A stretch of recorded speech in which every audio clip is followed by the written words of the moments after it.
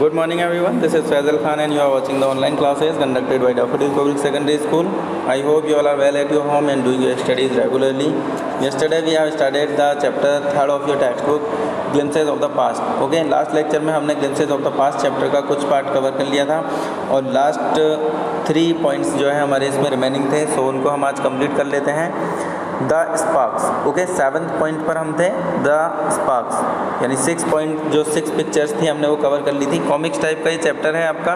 Comics जिस तरह से हम देखते हैं तो उस तरह का ये चैप्टर है, तो उसको हमको उसी तरह से रीड करना है। यानी थोड़ा सा आपको हो सकता है ये चीज़ें, एक तो आपकी बुक जो है, ये जो मेरे पास में बुक है इसमें थोड़ा सा जो लेटर्स लिखे हुए हैं यानी प्रिंट जो है थोड़ी ठीक नहीं है, इसलिए कम समझ में आ रहा होगा आपको। सो आप अपनी बुक ओपन करें और अपनी बुक में इसको देखें तो आपको शायद अच्छे से समझ में आएगा, क्योंकि इस वाली बुक में ये जो टेक्स्ट लिख रहे हैं ये थोड़ा धुंधा धुंधा दिख रहा है। ओके, डबल प्रिंट हो रहा है तो इसलिए इसे क्लियरली दिख नहीं पा रहा है।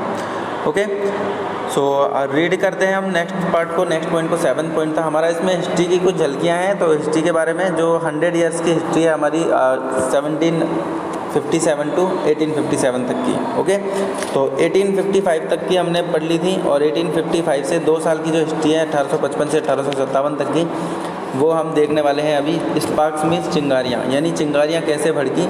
स्पार्क्स मीन्स क्या होता है? चिंगारियाँ। और चिंगारियाँ क्या होती हैं? यानी किसी चीज़ को भड़काने के लिए, आग को भड़काने के लिए, यानी आंदोलन स्टार्ट होने के लिए क्या चिंगारियाँ भड़की, यानी किस तरह से कहाँ क्या क्या हुआ था, तब ये जो है लोगों को गुस्सा आया, रोष में जो है लोगों ने वहाँ पर आंदोलन किए, तो उनके बारे में यहाँ पर है। Taxes continue to ruin the peasants, यानी पीजेंट मीन्स किसान होता है, रूइन मीन्स उनको परेशान करना। तो टैक्सेस ने किसानों को बहुत ज़्यादा परेशान कर दिया था और कंटिन्यू था बिल्कुल उनको परेशान करना, उनको सताना। तो इन बंगाल, यानी बंगाल में the Santhals who had lost their lands, यानी सेंथल्स जो अपनी ज़मीनें खो चुके थे, ज़मीनों को जो है जिन्होंने खो दिया था, अंडर न्यू लैंड रूल्स, यानी जो नए नए नियम बनाए थे ब्रिटिशर्स ने बहुत सारे, उनके चक्कर में उन्होंने अपनी ज़मीनों को छोड़ के भाग चुके थे वो, क्योंकि अब इतना लगान दे ही नहीं पा रहे थे। वो लगान होता था, एक टैक्स लगाया जाता था अंग्रेज़ों के द्वारा किसानों पर कि आप पूरे साल में जो कमाई करोगे उसमें से आधा हिस्सा या 75% हिस्सा हमें दोगे। तो पहले तो कुछ कम हिस्से के लिए बात की उन्होंने, फिर उसके बारे में नए रूल लाए, उसके बाद में नए रूल लेके आए, तो नए रूलों में था कि 50% हिस्सा तुम दोगे, फिर उसके बाद में और नए रूल लाए, तो इतना हिस्सा वो ले जाते थे कि 90% तो अपने पास रख लेते थे और 10% भी किसानों को नहीं छोड़ते थे, या फिर किसानों को खाने के लिए भी कुछ बचता ही नहीं था। यानी उनको बिल्कुल ही बहुत बुरा हाल हो गया था उनका, तो वो दे नहीं पा रहे थे, इसलिए उन्होंने ज़मीनों को ही छोड़ दिया। ठीक है, तो इस तरह से उनको बहुत ज़्यादा परेशानी हुई। बिकेम डेस्परेट, यानी इस चीज़ ने उनको बहुत ज़्यादा निराश कर दिया और बहुत ज़्यादा परेशान हो चुके थे। इन 1855 यानी 1855 में they rose in rebellion and massacred Europeans and their supporters like, यानी इस तरीके से उन्होंने फिर जो 1855 में जो है वो उठे और एक तरीके से रिबेलियन बन गए, वो विद्रोह करने लगे। आगे चलते हैं तो ये देखो यहाँ पर कुछ लड़ाइयाँ जो है शो कर रखी हैं, यानी किसानों को परेशान किया जा रहा है और इस तरीके से जो है अंग्रेज़ गन ले लेके उनके पीछे भाग रहे हैं ना। तो ये थोड़े कुछ कहीं पर आंदोलन हुए थे, उनका दृश्य दिखाया गया है। उसके बाद में नेक्स्ट जो सीन है यहाँ पर है, discontent was brewing in the East India Company's army too, यानी ईस्ट इंडिया कंपनी की जो सेना थी उसने भी उसको भी जो है डिसकंटेंट किया। ओके, तो इस तरीके से वो उन्हें भी परेशानी हो रही थी। द वाइट सोल्जर, यानी वाइट सोल्जर कहा जाता है वाइट मैन जो अंग्रेज़ थे उनको, ठीक है, गोरे आदमी। तो वहाँ पर पहले हम इसको गोरे बोला करते थे, क्योंकि उनका कलर गोरा हुआ करता था, इसलिए उनको गोरा कहा जाता है। Gets huge pay mansions to live in servants, यानी और उनको नौकर बनाया, उनको नौकरियां दी। While we get up pittance and slow promotions, यानी बहुत ज़्यादा स्लो प्रमोशंस वो किया करते थे और बहुत नीची जगह पर उनको रखा जाता था, मतलब नीची पोस्ट पर रखा जाता था। द अंग्रेज़ ask us to cross the sea which is against our religion, यानी अंग्रेज़ हमसे जो है हमारा समंदर या हमारी सीमा पार करने के लिए कह रहे हैं, जो कि हमारे धर्म से बिल्कुल विरुद्ध है। Who is the towards to abolish, sorry, he who is stopward to abolish our age-old ऑस्टम। इस तरीके से उन्होंने मतलब पूरा विरोध करने की कोशिश की और परेशान हो चुके थे वो पूरी तरह। We must drive out the अंग्रेज, हमको अंग्रेज़ों को भगाना ही पड़ेगा। और ये जो व्यक्ति हैं यानी सेपॉय मंगल पांडे, और ये सोच रहे हैं कि हमें अंग्रेज़ों का कुछ करना पड़ेगा वरना ये बहुत ज़्यादा परेशान कर चुके हैं। अटैक द एडजटेंट ऑफ हिज रेगलमेंट, यहाँ पर कुछ साफ साफ दिखाई नहीं दे रहा है। एंड वॉज एग्जीक्यूटेड, यानी उन्होंने इसको एग्जीक्यूट किया और इसको अप्लाई करने की कोशिश की कि हमें इनका कुछ करना पड़ेगा, अंग्रेज़ों को यहाँ पर रहेंगे अगर ये तो हमें वैसे ही परेशान करते रहेंगे। थाउजेंड्स ऑफ अदर सिपाहीज रिवोल्टेड, यानी बहुत सारे सिपाही जो कास्ट थी वहाँ पर उन्होंने रिवोल्ट किया, ठीक है, यानी युद्ध करना स्टार्ट किया, यानी आंदोलन किया। दे वर स्ट्रिप्ड ऑफ देयर यूनिफॉर्म्स, यानी वो उनकी यूनिफॉर्म्स को स्ट्रिप कर दिया गया। Humiliated and put in irons, यानी उनको जेलों के अंदर डाल दिया गया। आयरन्स बोलते हैं जेल, ठीक है, तो जेलों के अंदर उनको डाल दिया गया, ह्यूमिलेट किया गया। फ्यू इंग्लिशमैन, कुछ इंग्लिशमैन जो थे, had care to understand Indian customs for the people's mind, यानी कुछ अंग्रेज वहाँ पर समझते थे, थोड़ा सा लोगों के दिमाग को यानी समझने की कोशिश करते थे। तो यहाँ पर इनके बीच में बातचीत हो रही है again. O proud Brahmin soldier, do you know that the grease on the bullet you have to bite is made from the fat of cow and pigs, क्या तुम्हें पता है कि तुम जो बुलेट रखते हो, यानी उसके बारे में जो है उस अपने आदमी से वो बात कर रहे हैं, क्या तुम्हें पता है, तुम जानते हो कि ये जो गन है इनकी बुलेट्स जो हैं काऊ के और इनके चर्बियों से, काऊ और पिग्स की चर्बी से बनाई जा रही हैं और इस तरीके से इनको यूज़ किया जा रहा है, तो क्या तुम्हें पता है। तो और वो ब्राह्मण थे, तो ब्राह्मणों को तो इनसे प्रॉब्लम होती है। तो व्हाट, तो उसने कहा ब्राह्मण ने कि क्या कह रहे हो तुम ये।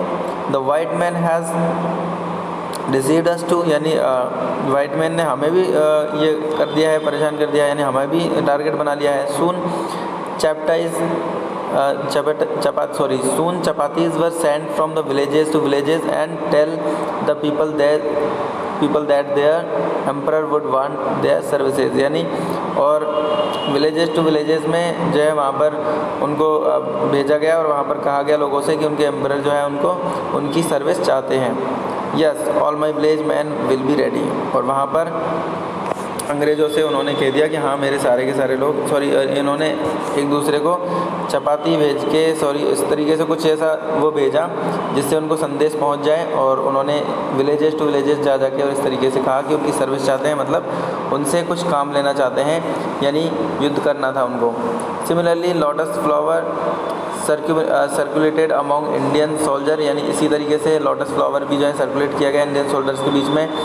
Death to the foreigner, the masses gave the help and sisters to the persist, इस तरीके से यहाँ पर रिवॉल्ट स्टार्ट हुआ।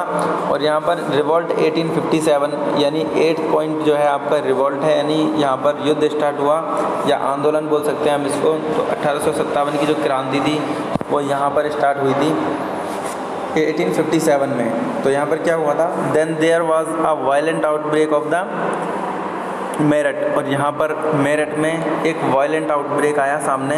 वायलेंट मतलब बहुत ही हिंसात्मक घटना सामने आई कि द सिपाहीज मार्च टू दिल्ली, यानी सिपाहीज ने क्या कर दिया, दिल्ली पर मार्च कर दिया, यानी चढ़ाई कर दी थी।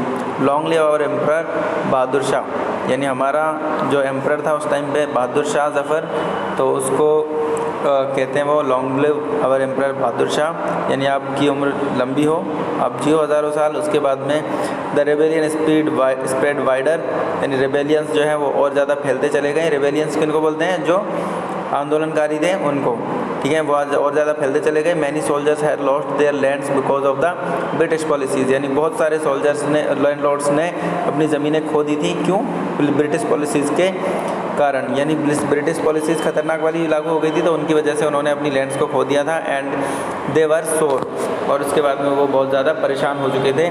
सोर मतलब एक झल्ला चुके थे एक तरीके से।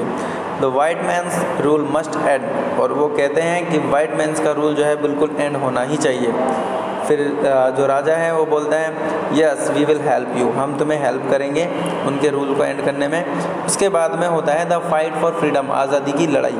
आज़ादी की लड़ाई अगर उस वक्त सही से कर ली जाती, यानी सब लोग एक साथ हो जाते, तो शायद हम उसी वक्त आज़ाद हो जाते 1857 में ही। यानी बहुत अच्छी कोशिशें जो है लोगों ने, शहीदों ने की थी, लेकिन वो शहीद हो गए और वो सक्सेस नहीं हो पाए। तो हमें आज़ाद होने में फिर और जो है 100 साल और लगे, यानी 1947 में फिर हम आज़ाद हुए।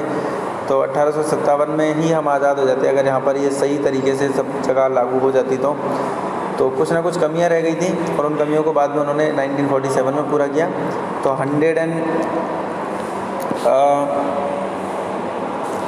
90 ईयर्स के आसपास और लगे फिर। तो यहाँ पर उसके बाद में आता है एक कोटेशन है, हाउ मेनी, एक औरत बैठी हुई है, how many farmers ruler like Begum Hazrat, यानी ये कौन है, बेगम हजरत हैं। तो वहाँ पर इनके बारे में कुछ है, how many farmer ruler like Begum Hazrat at Lucknow were better. तो यानी यहाँ पर उसके बारे में दिया गया है कुछ, the white man has taken away my kingdom, यानी वाइट मैन ने मेरा राज भी छीन लिया है। पॉपुलर लीडर, नेक्स्ट पिक्चर में आप देख पा रहे हो यहाँ पर, पॉपुलर लीडर्स लाइक मौलवी Ahmadullah of Faizabad told the people, यानी फैज़ाबाद के जो लीडर था, पॉपुलर लीडर थे मौलवी अहमदुल्ला खां।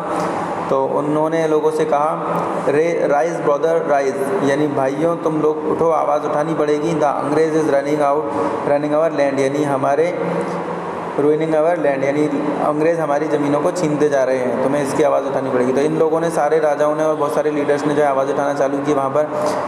अगेन यहाँ पर फर्स्ट बेगम हजरत की पिक है, वहाँ पर लिखा हुआ है they joined the upsurge against the foreigner foreigner and the people rose everywhere in Barely, Ranpur and Allahabad, यानी इलाहाबाद में वहाँ पर लोगों को इस तरीके से ये कुछ बताया गया है इनकी पिक्चर्स के बारे में। तो नेक्स्ट पिक्चर चलते हैं, अजीमुल्ला खान। अगेन यहाँ पर अजीमुल्ला खान थे जो, उन्होंने भी कहा टोल्ड तात्या टोपे, जिनको तात्या टोपे कहा जाता था, we should have Peshwa Nana Saheb as our leader, यानी हमारे पास में नाना साहेब जैसे लीडर हैं in this war of independence, यानी इस आज़ादी की लड़ाई में। तो ये इस तरीके से बातचीत कर रहे हैं। 80 ईयर ओल्ड कुंवर सिंह, यानी 80 ईयर ओल्ड जो कुंवर सिंह थे of Bihar received a bullet in his breast, यानी उन्होंने एक अपने छाती पर गोली खाई, यानी बुलेट को झेला। Mother Ganga this is my last offering to you, यानी मदर गंगा ये मेरा तुम्हें आखिरी सलाम है। तो इस तरीके से वो अपनी जान गंवा दिए। And the pilots pronounced upon the British and, तो इस तरीके से उन्होंने आज़ादी की लड़ाई लड़ी और ये आज़ादी की लड़ाई हुई और यहाँ पर इस तरह से चैप्टर फिनिश हुआ। यानी यहाँ पर बहुत सारे लोग जो है शहीद हो गए, लेकिन हम अंग्रेज़ों को भगा नहीं पाए थे उस वक्त। लेकिन फिर अगेन हमने 1947 में वापस से हुआ और उसके बाद में अंग्रेज़ों को खदेड़ दिया गया और 1947 को हमारा देश आज़ाद हो गया, यानी अंग्रेज़ों की ग़ुलामी से हमें आज़ादी मिली। तो यही सब थोड़ा सा 100 ईयर्स की हिस्ट्री थी। तो पूरा तो आपको दिखाया नहीं गया है, लेकिन फिर भी इसमें से कुछ चीज़ें ऑथर ने आपको समझाने की कोशिश की है कि यहाँ पर किस तरह से रिवॉल्ट हुआ, किस तरह से क्या क्या चीज़ें हुई। तो आई होप कि आपको समझ में आया होगा। सो तब तक आपको इसके question answers and word meaning जो है मैं आपको एक पेज में लिख के और आपको पिक अवेलेबल करा दूंगा, और क्वेश्चन आंसर्स को मैं इसमें नेक्स्ट पार्ट में हम इसको नेक्स्ट वीडियो लेक्चर में समझेंगे। सो तब तक के लिए stay home, stay safe and stay healthy. Thank you guys, have a nice day.